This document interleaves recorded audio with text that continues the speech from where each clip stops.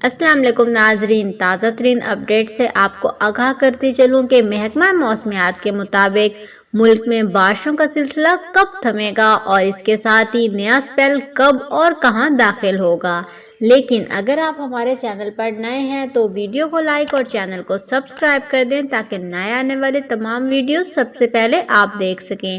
جی ہاں ناظرین، آپ کو بتاتے چلوں کہ ملک میں بارشوں کا سلسلہ 1 اگست کو ختم ہونے والا ہے، لیکن اس کے ساتھ ہی اگر ہم بات کریں سندھ کی تو سندھ میں 31 جولائی کو نیا بارشوں کا اسپیل داخل ہوگا، جو پہلے کے تمام بارشوں کے اسپیل کی نسبت خطرناک اور طوفانی ہونے والا ہے، جس کی وجہ سے سندھ میں مزید بارشیں اور شدید ہنگامی صورتحال کا اندیشہ ہے۔